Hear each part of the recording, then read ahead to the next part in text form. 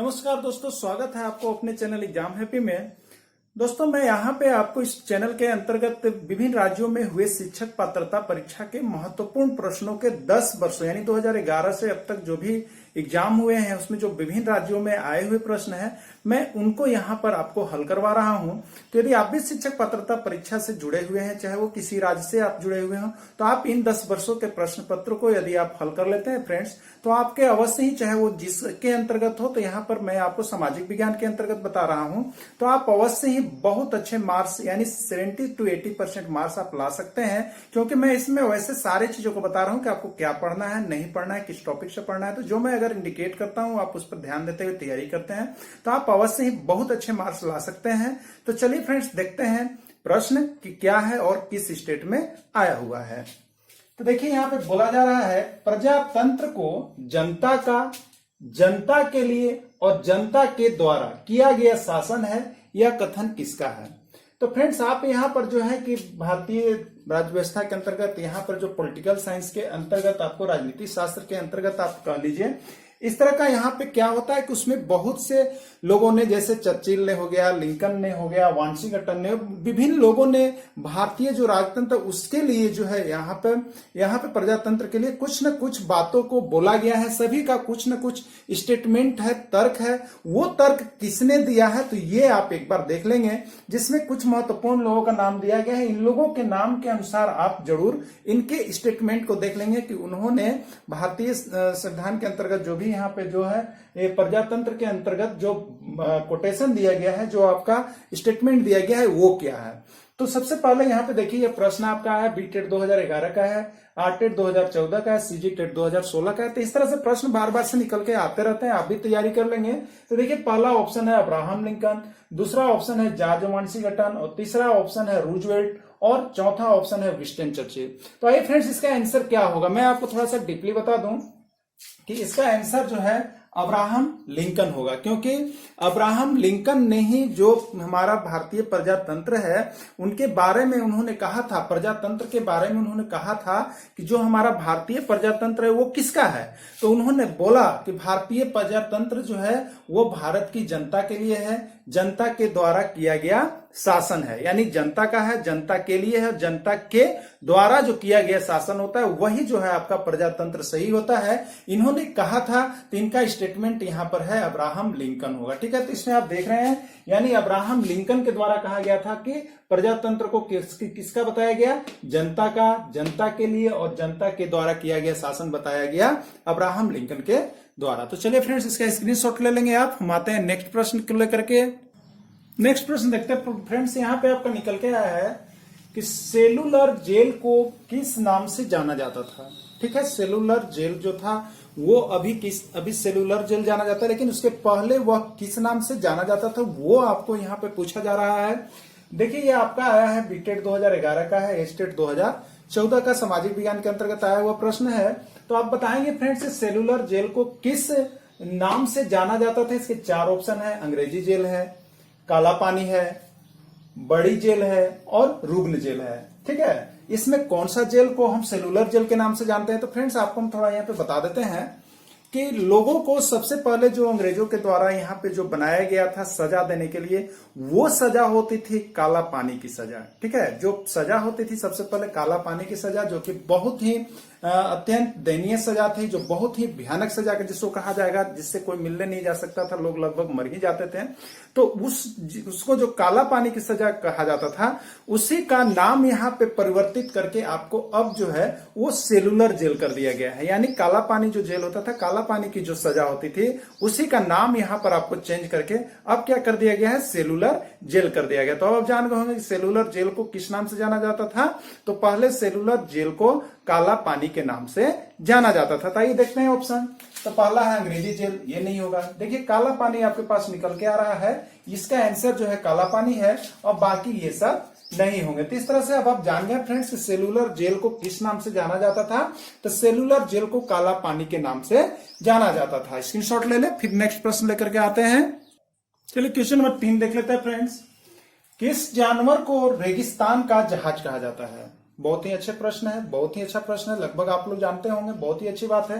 देखिए यह प्रश्न है आरटेट 2014 का है, बीटेट 2011 का है और सीजीटेट 2016 का है, जिसमें देखिए 4 ऑप्शन आपको दिए हुए हैं। पहला ऑप्शन है गधा, दूसरा ऑप्शन है फ्रेंड्स घोड़ा, तीसरा ऑप्शन है ऊंट और चौथा ऑप्शन है हाथी। तो आप लोग सभी लोग जानते हैं कि रेगिस्तान यानी बालू में चलने के लिए कौन सा अनुकूलित जानवर है, तो वो ऊंट है। ठीक है, वो ऊंट है जो सबसे ज्यादा बालू में चल सकता है, बहुत देरों तक चल सकता है, बहुत दिन तक बिना पानी के रह सकता है। तो इस तरह से आप ऊंट का यदि अनुकूलन आप पढ़ लीजिएगा तो देखिए इसमें विभिन्न प्रकार के जो आपके एग्जाम जो आ रहे हैं आपके, उसमें विभिन्न का अनुकूलन आप पढ़ लेंगे। जैसे मछली का अनुकूलन क्या है, ऊंट का अनुकूलन क्या है, उसी तरह से आपके गिरगिट छिपकली का अनुकूलन, इस सबसे प्रश्न निकल के आता है आपके फ्रेंड्स। तो आप यहाँ ऊंट का जब अनुकूलन आप पढ़ेंगे कि वो किस तरह रहना चाहता है, क्या खाता है, कितने दिनों तक कहाँ रह सकता है, तो उसमें आपको मिलेगा कि रेगिस्तान का जहाज जो है वो ऊंट को कहा जाता है। यानी रेगिस्तान का जहाज किसको कहा जाता है फ्रेंड्स, ऊंट को कहा जाता है, जो कि आपका ऑप्शन जो है यहाँ पर सी में है।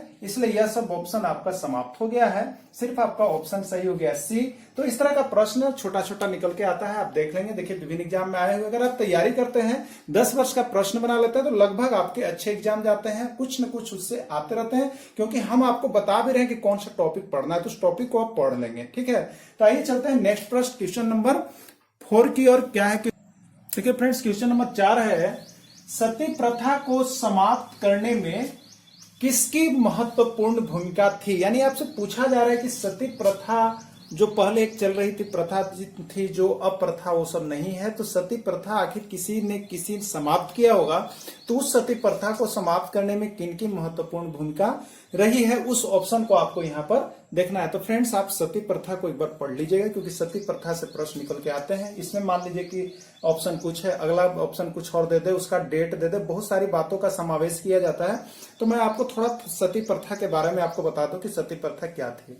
तो फ्रेंड्स आपको मैं बता दूं कि 18वीं सदी में पहले सती प्रथा का प्रचलन था। इसका मतलब था कि यदि किसी पत्नी के पति यदि मर जाए, तो यदि पति के मर जाने के बाद उस औरत को जीने का हक नहीं था। यानी क्या होता था कि यदि पति मर जाता तो उसके जो लाश को जलाए जाते थे, वहां पर उसकी पत्नी को विधवा बना करके लाया जाता था और उसी लाश पर उसको जिंदा डाल दिया जाता था जलते आग में। तो वो हो गई सती प्रथा, यानी अपनी पति के साथ ही जल जाने की जो प्रथा थी वो सती प्रथा थी, और जिंदे जला दिया जाता था। तो इसको जो है उस समय के विद्वान जो थे, उस समय के राजा राम मोहन राय ने बहुत ही करीबी से देखा था इसको। बहुत लोगों को जो स्त्रियां नहीं जाना चाहती थी उनको भी जबरदस्ती पहना करके और आग में झोंक दिया जाता था, जिसका उन्होंने विरोध किया। ठीक है, राजा राम मोहन राय ने सती प्रथा का बहुत ज्यादा विरोध किया, जिसके फलस्वरूप उसके उस समय के जो गवर्नर जनरल थे, जो गवर्नर जनरल हुआ करते थे, वो लॉर्ड विलियम बेटिक थे। ठीक है, तो वो लॉर्ड विलियम बेटिक ने के पास जाकर के इन्होंने इस प्रथा के बारे में बताया, बोला कि यह प्रथा सही नहीं है, इसको समाप्त किया जाना चाहिए। इन्होंने बहुत अधिक प्रयास किया कि जिससे लोग इनकी बातों को सुन ले। तो इस तरह से लॉर्ड विलियम बेटिक ने इनकी बातों को सुन करके 1829 ईस्वी में, किस ईस्वी में, 1829 ईस्वी में जो है एक प्रथा लाए, एक कानून लाए, जिसमें क्या किया गया, सती प्रथा को बाध्य किया गया और उसको वहां पर बॉन्ड कर दिया गया, यानी हटाया गया कि अब से जो है अगर किसी के पति मर जाए तो पत्नी को सीधा नहीं जलाया जा सकता है। इस प्रथा को हटाया गया, यानी 1829 ईस्वी में लॉर्ड विलियम बेंटिक ने यहां पर एक कानून ला करके सती प्रथा को समाप्त करने का आदेश दिया, जिसमें अगर सबसे अधिक प्रयास किसी ने किया था भारतीय ने, तो वो आपका राजा राम मोहन राय का नाम आता है। यानी राजा राम मोहन राय ने सती प्रथा का अंत किया। तो इस तरह से आप सती प्रथा के बारे में एक बार अवश्य ही डिटेल्स पढ़ लेंगे, क्योंकि जब प्रश्न आ रहा है तो उसका हम टॉपिक बना लेंगे और उससे हम पढ़ेंगे। ठीक है, तो इस तरह से इसका आंसर क्या होगा फ्रेंड्स, राजा राम मोहन राय। तो आइए देखते हैं क्या है।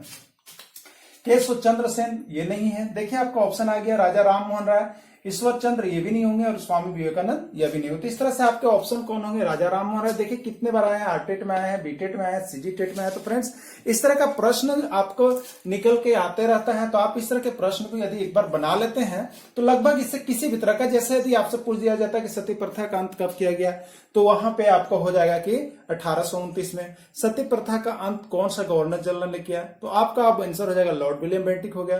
सती प्रथा में कौन सा भारतीय ने सबसे ज्यादा प्रयास किया था, राजा राम राम महारानी। तो इस तरह से हमने आपको टॉपिक को बता दिया है, आप उसको और भी ज्यादा डीप पढ़ लेंगे। तो आइए फ्रेंड्स चलते हैं यहाँ पे अब नेक्स्ट प्रश्न की ओर। नेक्स्ट प्रश्न क्या है आप देखिए फ्रेंड्स, नेक्स्ट प्रश्न है आपका, बौद्ध धर्म भारत से निकलकर किन किन देशों में गया। ठीक है, बौद्ध धर्म जो है वो एक बिहार के लिए यहाँ पे आपका वहां जहां संस्थापक हुआ, तो वो बौद्ध धर्म जो है वो आपका जो है क्या कह रहा है किन किन देशों में गया। भारत में पहले था, भारत से निकल के वो किन किन देशों में गया बौद्ध धर्म, इसकी आपकी चर्चा की जा रही है। देखिए बिहार टेट के अंतर्गत है, तो बौद्ध धर्म जो आपका गया में वहां पर महात्मा बुद्ध का है, तो वो उसी का यहाँ पे बिहार टेट का प्रश्न दिया गया है आपको। तो आप बताएंगे बौद्ध धर्म भारत से निकलकर किन किन देशों में गया, जापान में गया, चीन में गया, कोरिया में गया, इनमें से सभी में गया।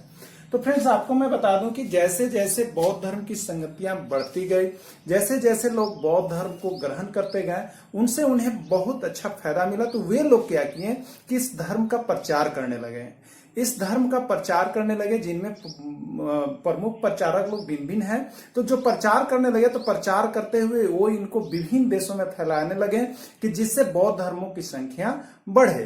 तो वो कौन कौन से देश में चले गए थे, तो वो देखिए यहाँ पे आपको जो है बहुत सारे देश का नाम है जिसका मैं चर्चा यहाँ नहीं कर रहा। फिर यहाँ देखेंगे आप जापान, तो जापान में भी बौद्ध धर्म चला गया था, वहां के लोग भी बौद्ध धर्म के लिए माने, कुछ चीन में भी गए, कुछ कोरिया में गए, कुछ साउथ इंडिया में गए। इस तरह से चारों तरफ जो है इस धर्म का प्रचार किया जाने लगा। यानी आप जानेंगे कि इनमें से सभी, तो एक ऑप्शन देख रहे हैं आप इनमें से सभी है, तो इसका आंसर जो होगा इनमें से सभी होगा। यानी बौद्ध धर्म भारत से निकल के किन देशों में चला गया, तो जापान में भी गया, चीन में भी गया, कोरिया में भी गया। तो इसका जो ऑप्शन यहाँ है इनमें से सभी, तो इसका आंसर होगा फ्रेंड्स इनमें से सभी। तो मित्र इस तरह से आपने सामाजिक विज्ञान के अंतर्गत यहाँ पर टॉप 5 क्वेश्चन को देखा, जो कि आपका बिहार टेट, तो कोई सीजी टेट, तो कोई यू टेट किसी में आया हुआ है, उसका हल मैंने आपको यहाँ करवाया। तो फ्रेंड्स यदि इस तरह का हल आप करना चाहते हैं, जुड़ना चाहते हैं, तो आप हमारे चैनल को सब्सक्राइब कीजिए, लाइक कीजिए और कमेंट कीजिए। उसके साथ ही आप जुड़ करके इस तरह के प्रश्न 10 वर्षों के हल प्रश्न पत्रों के साथ एंजॉय कीजिए। तो फ्रेंड्स आपने वीडियो को अंत तक देखा, इसके लिए आप सभी को बहुत बहुत धन्यवाद। Thanks for watching this video. फिर मैं मिलूंगा आपसे इसी तरह का नेक्स्ट वीडियो लेकर के, तब तक के लिए इतना ही। जय हिंद, जय भारत।